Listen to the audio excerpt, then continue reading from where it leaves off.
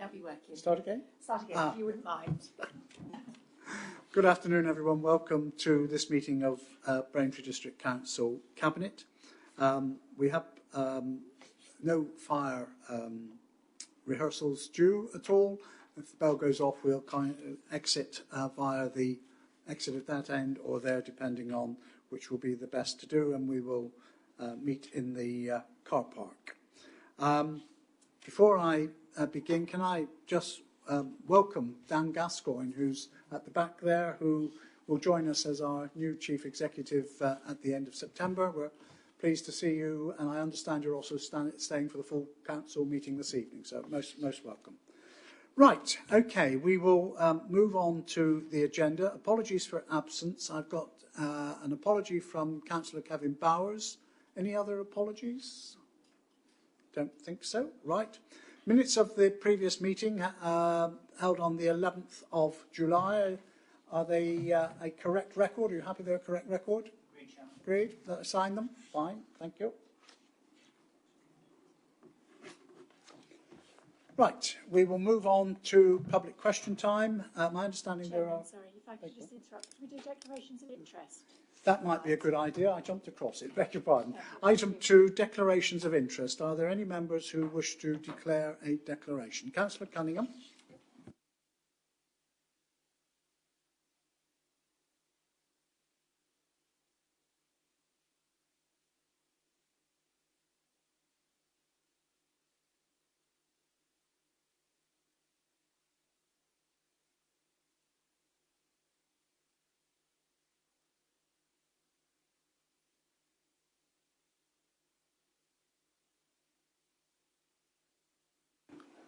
Right.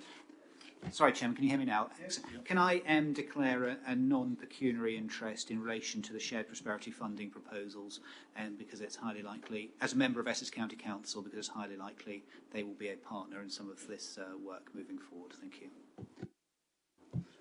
Thank you very much, Councillor Cunningham. Similarly, I will declare the same interest as a member of Essex County Council. Are there any other declarations? Councillor Mrs. Schmidt, or is that just your light? No? Okay, could be one of those evenings this evening. Right, in that case, we'll move on to item 4, public question time. I'm informed there are no members of the public who wish to put questions at this time. So we go on to item 5, which is under the heading of overall strategy, the submission of the investment plan for the shared prosperity funding.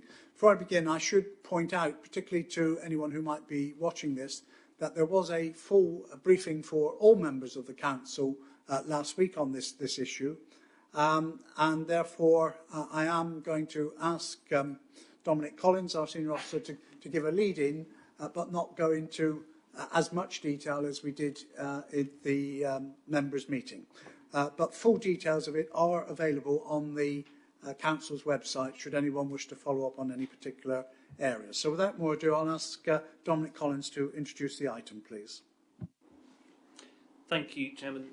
Members of Cabinet, the paper for you today is here to consider the District Council's investment plan to access the Shared Prosperity Fund. Tonight is a special Cabinet convened specifically because of the timescale of the bidding process or the investment plan submission process that Government have asked local authority areas to abide by, and really grateful that members were happy to meet tonight. By way of background, the Shared Prosperity Fund is a key part of Government's Levelling Up policy. It's aimed to boost productivity and living standards, spreading opportunity and restoring a sense of local place and empowering local leaders in all communities across the UK to support the Levelling Up agenda. The SPF itself is a £2.6 billion fund which has been offered to Tier 2 and Tier 3 areas across the UK and has been used to replace EU funding in a way that local areas can use to define their own spend against their own priorities. Unlike funding processes previously felt in local areas, particularly EU funding, the Government has allocated money to district authorities and therefore haven't asked areas to bid for the money, but actually to justify what they would use the money to deliver against in an investment plan. And that is what we are here to discuss tonight. And the monies for that investment plan, which for Braintree District is just over £1 million, is to be spent over a 3-year funding programme, including this financial year. So a 3-year programme beginning in the financial year 22-23. As I've mentioned, in order to access the funding, the Council is required to produce an investment plan and submit that to Government by the 1st of August.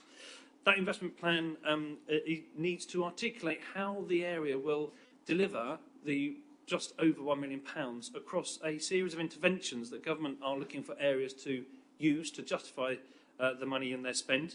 There's a list of 41 interventions. Those interventions are available on the Government website, and they are split into 3 key theme areas: one around communities and place, one around business support, and one around people and skills. And our job in the investment plan is to show how we're going to spend our monies against those 3 key themes, with the exception of the people and skills theme, which we are restricted to spend money on only in the 3rd year of the programme. However, across the communities and place and business support themes, as per Appendix 1, you'll see we have allocated considerable funding to support communities and places. Each intervention that the authority needs to choose to deliver against has its own bespoke set of outcomes and outputs that Government have dictated we need to justify our spend against. And again, in Appendix 1, you'll notice that those areas have been highlighted. We will be able to specify the project areas at this point of time that we wish to spend the money in. However, we don't need to justify just yet exactly the projects and the portfolios of that funding until we get into the delivery phase later on this financial year. We've been using the Council's existing strategies, including Bouncing Back Together plan, the Climate Change Strategy, and other partnership plans, to explore the areas that the authority wishes to deliver against in the theme of levelling up anyway, and I've used that as an opportunity to exemplify some of the work that we want to do in our communities and with our partners. And to that end, we brought together a stakeholder panel across community groups, voluntary groups, the rural communities, businesses, skills providers and local businesses to explore with them the 41 interventions that are open for us to abide by, and also to see what sorts of projects we might want to explore.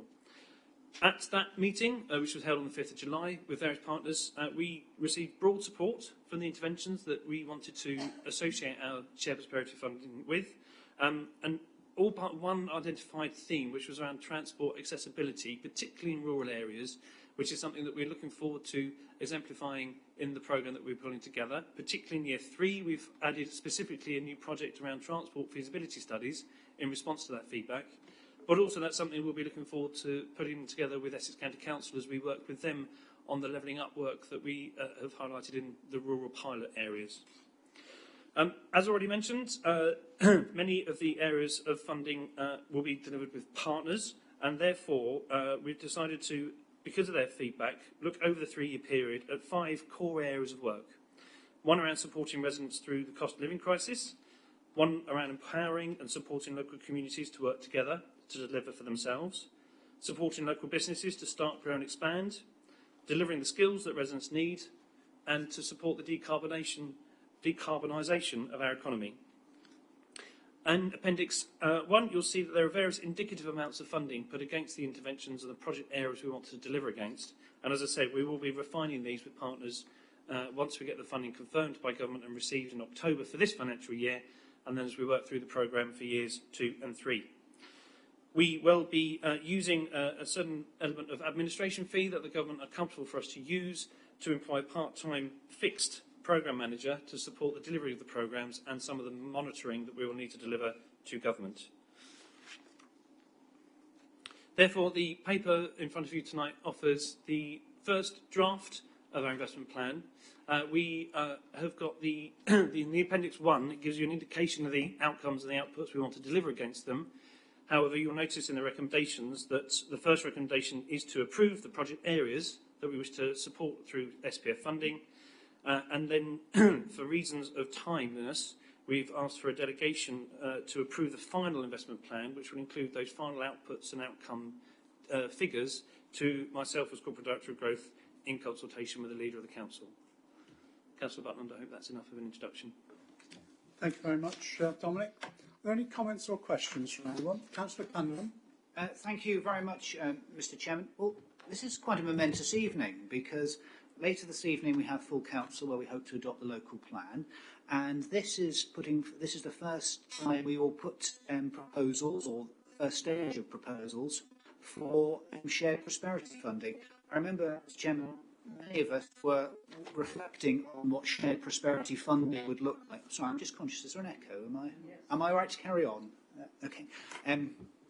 What the shared prosperity funding, having heard so much about it, would look like prospect Brexit. We were having those conversations, I know, internally within BDC, with then directors and then head of services back in 2016. So it's taken a long time for this to come to fruition. I have to admit, if we look at the sum of money involved, would we have hoped for more at this stage? I think, let's be brutally honest, we would.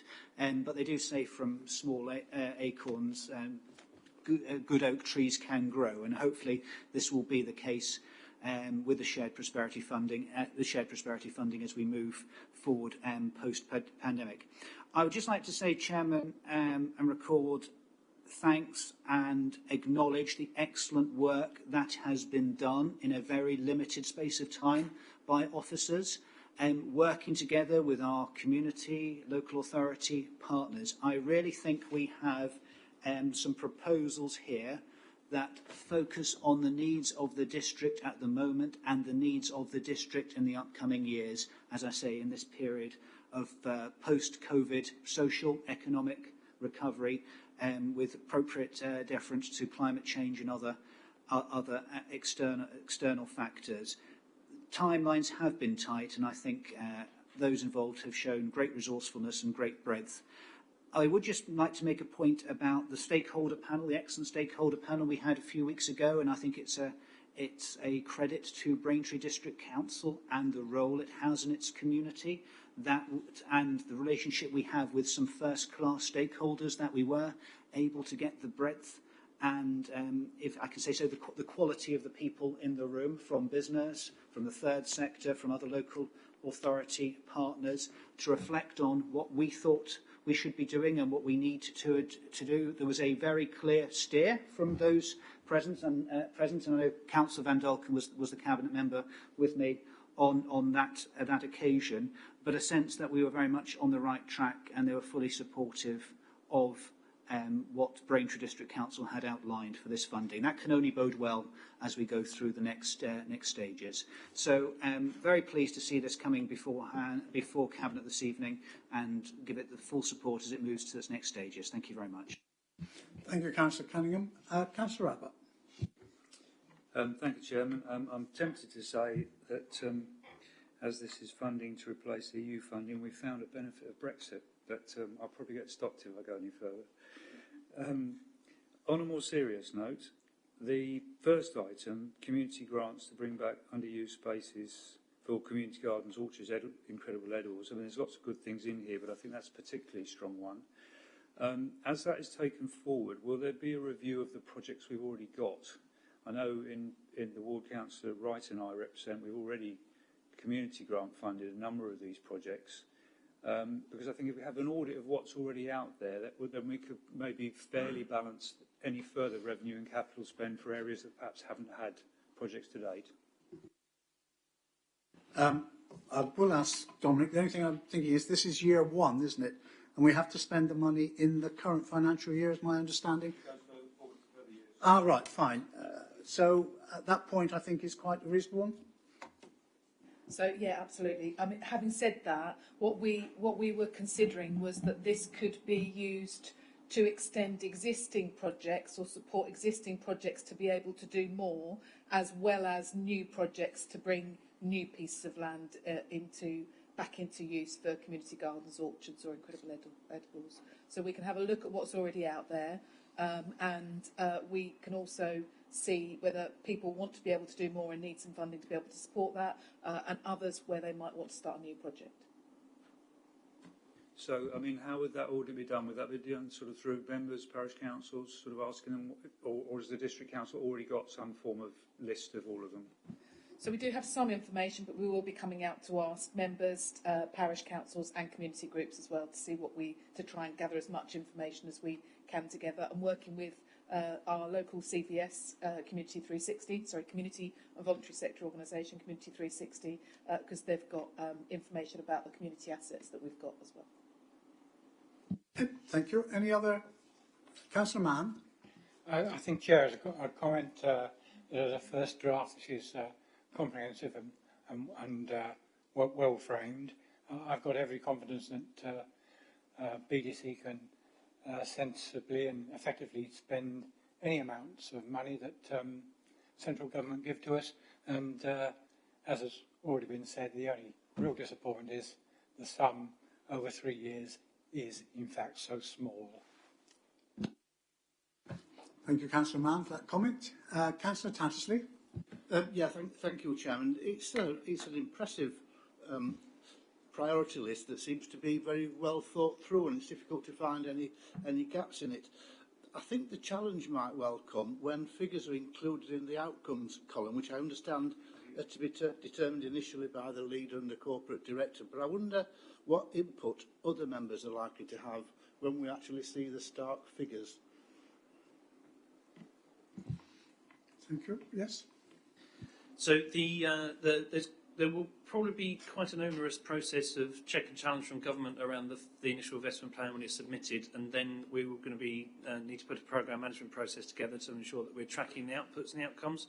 But I think those targets that we wish to put in will certainly be in consultation with Cabinet members as well as the leader. Okay. Any other comments or questions? Okay. As I said, the purpose of tonight's meeting really was to get this through, because I think it has to be with government by the 1st of August. And I'd like to add my same thoughts as Councillor Cunningham for the huge amount of work that's been done in a very short period of time to get this, and the fact that we've been able to brief all members of the council as well, I think has been absolutely tremendous. So thank you to officers for that. There will be some final tweaking of wording which might be needed between now and submission, and in the recommendations you're asked to delegate the approval for any such wordings to the Director for Growth in consultation with myself as leader, and we're also asked to approve the project areas which will make up the implementation plan for submission to government to access the council's allocated amount of the Shared Prosperity Fund, or SPF, another 3 letters we will have to learn to live with over the next few years. Can I have, please, a proposal that we accept the recommendations as shown in paragraph 2? Mr. Chairman. Councillor Cunningham, seconded in many places, but Councillor Tattersley, thank you very much. Are you all in agreement? Yeah, agreed. Thank you very much. That's agreed. I have any other business. In which case I will declare this meeting closed at 5:18. Thank you very much indeed.